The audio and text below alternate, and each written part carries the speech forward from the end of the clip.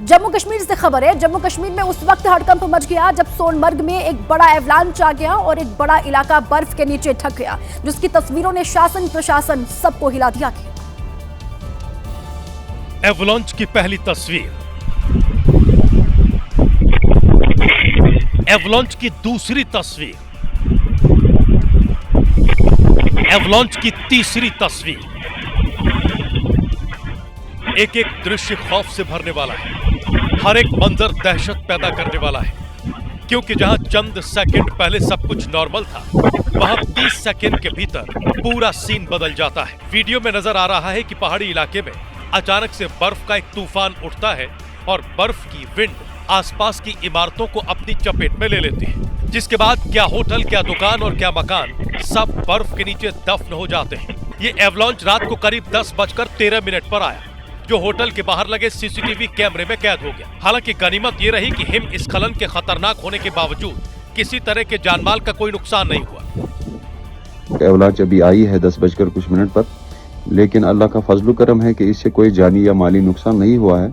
मैं आपको ये बताते चलूं कि ये एवलांच जो है न्यू ट्रक यार्ड हमारा जो है वहाँ उसके अपोजिट साइड में पहाड़ी से हर साल ये आता है। दरअसल एवलांच को लेकर शासन प्रशासन पहले से अलर्ट था। जम्मू कश्मीर केंद्र शासित प्रदेश आपदा प्रबंधन प्राधिकरण ने 11 जिलों में एवलांच को लेकर अलर्ट जारी किया था। हमारी एडमिनिस्ट्रेशन जो है वो पहले ही मुतहरिक थी। 2 दिन पहले ही उन्होंने 2 दिन से ही उन्होंने गाड़ियों को वहां जाने से रोका भी। यही वजह है कि एवलांच आया तो किसी तरह का कोई बड़ा नुकसान नहीं हुआ, लेकिन जिस तरह का मंजर देखने को मिला उसने जरूर लोगों में दहशत पैदा कर दी है, क्योंकि इससे पहले जम्मू कश्मीर के गुलमर्ग में पिछले साल मार्च में भयानक हिमस्खलन हुआ था, जिससे भयंकर नुकसान हुआ था। हालांकि सोनमर्ग में आए एवलांच से कितना नुकसान हुआ है इसके बारे में अभी ठीक से कुछ नहीं कहा जा सकता है, क्योंकि आपदा प्रबंधन टीम लगातार एक्शन में है और बर्फ हटाने का काम जारी है। पहाड़ों पर बर्फबारी का इंतजार कर रहे लोगों के लिए बर्फबारी जहां खुशियां लेकर आई है, तो वहीं मुसीबतें भी बढ़ गई हैं। बर्फबारी का मजा लेने के लिए जो पर्यटक गाड़ी उठाकर पहाड़ों पर चल दिए हैं, उनमें से अधिकतर पर्यटक ऐसे हैं जिन्हें मजा से ज्यादा सजा इस वक्त मिल रही है।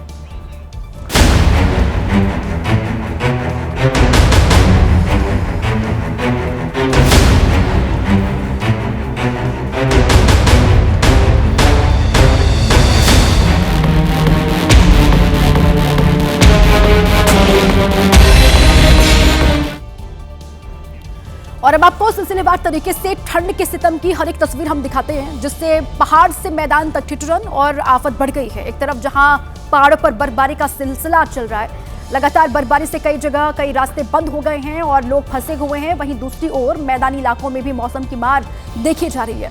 कहीं बारिश तो कहीं ओले गिरने से गलन है। शीतलहर की वजह से भी लोगों को ठंड यहाँ पर ज्यादा महसूस हो रही है। ये 2 तस्वीर, पहाड़ों पर शानदार बर्फबारी, खूबसूरत तस्वीरों के साथ ही वहां पर परेशानियों में भी इजाफा और मैदानी इलाकों में ठंड। जम्मू कश्मीर से इस वक्त एक बड़ी खबर है। जम्मू कश्मीर बर्फबारी का दौर लगातार जारी है। कई इलाके ऐसे हैं जहां पर रिकॉर्ड तोड़ बर्फबारी इस वक्त हो रही है। ऊंचाई वाले इलाकों में 1 से 2 फीट तक बर्फ की मोटी चादर जमी हुई है। कश्मीर जाने वाले रास्ते बर्फबारी की वजह से इस वक्त अधिकतर प्रभावित बताए जा रहे हैं। जम्मू कश्मीर के कई इलाके जहां पर इस साल रिकॉर्ड तोड़ बर्फबारी देखी जा रही है और 1 से 2 फीट तक बर्फ जमी हुई है सड़कों पर। कई रास्ते ऐसे हैं जम्मू कश्मीर जाने वाले जो इस वक्त बंद हैं। प्रशासन की ओर से भी पर्यटकों से ये कहा गया है कि अगर आप घर से निकलें, आपका मन है जम्मू कश्मीर आने का, तो मौसम का सारा अपडेट और रास्ते खुले हैं या फिर नहीं है, इसके बारे में सारी जानकारी लेकर ही आप घर से निकलें। जम्मू कश्मीर के शोपियां में बर्फबारी ने सारे रिकॉर्ड तोड़ दिए हैं। पहाड़ों से लेकर सड़कों तक बर्फ की सफेद चादर बिछी हुई है, जिससे यहां रहने वाले लोगों की जिंदगी मुश्किल में आ गई है। दरअसल जहां तक नजर जाती है केवल सफेद रंग दिखाई पड़ता है।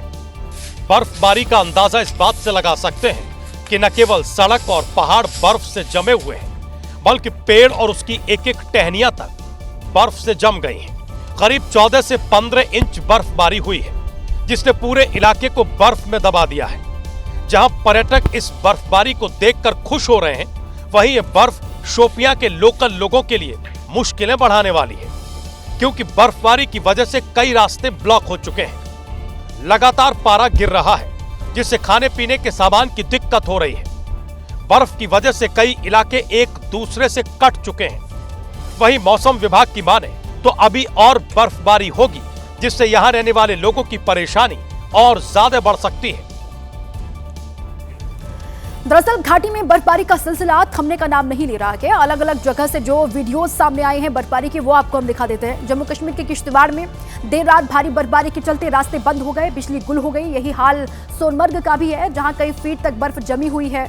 एक तरफ जहां बर्फ से खूबसूरत नजारा भी दिख रहा है, तो वहीं सड़कों पर फिसलन बढ़ गई है, जिसके चलते सावधानी बरतना बहुत जरूरी हो गया है। पुंछ में भी इतनी ज्यादा बर्फबारी हुई है कि सेना को बर्फ हटाने का ऑपरेशन वहां पर शुरू करना पड़ गया। करगिल का हाल भी आप देख सकते हैं। शोपिया में भी 14 से 15 इंच तक बर्फ जमा हो गई। कई रास्ते आवाजाही के लिए बंद हो गए हैं। बारामूला में भी सड़कों पर बर्फ की मोटी चादर बिछ गई है। वहीं बनिहाल में भी मुसीबत को देखते हुए पुलिस को मोर्चा संभालना पड़ रहा है। लद्दाख के करगिल में हो रही जबरदस्त बर्फबारी पर्यटकों को रास आ रही है। स्थानीय लोग भी इससे बेहद खुश हैं। पिछले साल यह इलाका सूखे की मार झेल रहा था, सूखे की चपेट में था, लेकिन इस बार की बर्फबारी ने यहां के किसानों और बागबानों में नई उम्मीद जगा दी है। इस मौसम में कारगिल गुलजार है। पर्यटक भी लद्दाख का रुख कर रहे हैं। स्थानीय लोग भी खुश हैं और संतुष्ट भी हैं। पिछले साल जिस इलाके में सूखे की वजह से लोगों के चेहरे मुरझाए हुए थे, ठंड के इस मौसम में हो रही बर्फबारी ने कहानी पूरी तरह से पलट दी है। इस बर्फबारी से स्थानीय लोग, किसान और बागवान सभी के चेहरे खिले हुए हैं। लोग इस बर्फबारी को वरदान बता रहे हैं। सूखे के बाद आए इस मौसम से बड़ी उम्मीदें कर रहे हैं। लोगों का कहना है कि इस बर्फबारी से मिट्टी की नमी में सुधार होगा और खेती को इसका फायदा मिलेगा। Farmers of Ladakh, farmers of Kargil and Leh are dependent on the agriculture and it will benefit इस समय पूरे भारत के पहाड़ी इलाकों में भारी बर्फबारी जारी है। खासतौर पर जम्मू कश्मीर के पहाड़ों पर कई जगह तो इतनी ज्यादा बर्फ पड़ी है, जो न सिर्फ इस सीजन की बल्कि पिछले कई सालों की सबसे ज्यादा बर्फबारी है। ये ना तो यूरोप है, ना अमेरिका और ना ही रूस का साइबेरिया। ये हिंदुस्तान का जन्नत यानी हमारा प्यारा कश्मीर है। कुलगाम में बर्फबारी हुई है और जमकर हुई है। ऐसा लगता है जैसे कुदरत पूरे सीजन का कोटा जनवरी में ही पूरा कर लेगी। खूबसूरती तो ऐसी कि नजर ही नहीं हटती। अब वंदे भारत ट्रेन का जलवा देखिए। बर्फ को चीरकर वंदे भारत आगे बढ़ रही है। ट्रेन के चारों तरफ बर्फ बिछी हुई है, पहाड़ है, सुरंग है, रेलवे ट्रैक बर्फ से ढके हैं, लेकिन वंदे भारत सरपट दौड़ रही है। भारी बर्फबारी में वंदे भारत का संचालन देश की ताकत को दिखाता है। ये बताता है कि हमारी रेल कनेक्टिविटी कितनी मजबूत है। इस वक्त एक बड़ी खबर हिमाचल से है। हिमाचल में फिर से मौसम बिगड़ा है। 15 घंटे बर्फबारी की चेतावनी वहां पर जारी की गई है। मौसम विभाग के द्वारा ऊंचाई वाले इलाकों में बर्फबारी की चेतावनी है। हिमाचल में कई जगह बारिश का भी अलर्ट है। पर्यटकों को जोखिम वाले स्थानों पर न जाने की सलाह वहां पर दी गई है। 15 घंटे जोरदार बर्फबारी हो सकती है। हिमाचल के ऊंचाई वाले इलाकों में ये चेतावनी जारी की गई है। अब हिमाचल में बारिश का भी अलर्ट है। अलग अलग इलाकों में कुल्लू, मनाली और शिमला, धर्मशाला की तस्वीर आपको हम दिखा रहे हैं, जहां पर बर्फबारी की वजह से पर्यटक सैलानी गुलजार गए हैं। वो इसी मौसम का आनंद लेने के लिए वहां पर पहुंचे हुए थे, लेकिन जाम की हालात से भी 2-4 वहां लोगों को होना पड़ रहा है। ऐसे में ये चेतावनी मौसम विभाग की कि 15 घंटे और भारी हो सकते हैं। बर्फबारी की चेतावनी है। अलग अलग इलाकों में मौसम और खराब हो सकता है और ऐसे में ऊंचाई वाले इलाकों में ज्यादा पर्यटकों को न जाने की सलाह है। जोखिम वाले जो स्थान है वहां पर भी पर्यटक ना जाएं, इसके लिए सभी से कहा गया कि मौसम विभाग की तरफ से। हिमाचल प्रदेश के मंडी में बर्फबारी से दुश्वारियां तो कम नहीं हुई, लेकिन मंडी के सराज क्षेत्र में बर्फबारी के बीच शादी हुई और एक दूल्हा अपनी दुल्हन को घर लाने के लिए बर्फ में पैदल 7 किलोमीटर चलकर ससुराल पहुंचा। आना जाना मिलाकर पूरी बारात करीब 14 किलोमीटर पैदल चली। दुल्हन के घर पहुंची और फिर दुल्हन को लेकर ही घर लौटी। मंडी जिले के सराज विधानसभा क्षेत्र में हुई ये शादी अब चर्चा का विषय बनी हुई है। दूल्हे हितेश ठाकुर के जज्बे की लोग जमकर तारीफ कर रहे हैं। इसी बीच एक बड़ी खबर मध्य प्रदेश से है। मध्य प्रदेश में मौसम का मिजाज बदला के कई जगहों पर तेज बारिश के साथ ओले भी गिर रहे हैं। बारिश और ओले से किसानों की चिंता यहां बढ़ गई है। ये बड़ी खबर एमपी से आपको हम दे रहे हैं। यहां पर भी अलग अलग इलाके जहां पर मौसम बिगड़ चुका है, तेज बारिश हो रही है और बारिश के साथ ही ओले भी गिर रहे हैं। तस्वीर आपको हम दिखा रहे हैं। और ये जोरदार बारिश और ओले गिरने से किसानों की चिंता वहां बढ़ गई है। उनकी जो फसल तैयार होती हुई दिखाई दे रही थी, ओले गिरने से उनको नुकसान पहुंचेगा और इस वजह से किसान परेशान हैं। मध्य प्रदेश में मौसम का मिजाज बदला है। कई इलाके ऐसे हैं जहां पर जोरदार बारिश का दौर भी चल रहा है। ये देवास की तस्वीर, विदिशा की तस्वीर, गुना की तस्वीर, खरगोन और आगर मालवा की तस्वीर भी आपको हम दिखा रहे हैं, जहां पर जोरदार बारिश के साथ ही ओलावृष्टि भी हो रही है और इससे आप जाहिर सी बात है किसानों की, बागवानों की चिंता बढ़ गई होगी। और ये आपको हम 5 तस्वीरें दिखा रहे हैं मध्य प्रदेश की, जहां पर भी मौसम बदला है और जोरदार बारिश, ओले गिरने शुरू हो गए। देवास, गुना, विदिशा, खरगोन, मध्य प्रदेश में बारिश और उसके साथ गिरे ओले से किस कदर तबाही मची, इसका अंदाजा टीवी स्क्रीन पर दिख रही इन तस्वीरों से लगा सकते हैं। कहीं आंधी में टीन उड़ गई तो कहीं पेड़ धराशायी हो गए। मध्य प्रदेश के देवास शाम करीब 7:30 बजे जोरदार आंधी आई और फिर ओले के साथ ऐसी बारिश हुई कि कई घरों की टीन और चद्दर ले उड़ी, जिससे किसानों में अफरा तफरी मच गई। प्याज, लहसुन और गेहूं की फसल को लेकर किसान टेंशन में आ गए। गुना के कपासी सहित कई गांव में अचानक बदले मौसम ने भयंकर तबाही मचाई।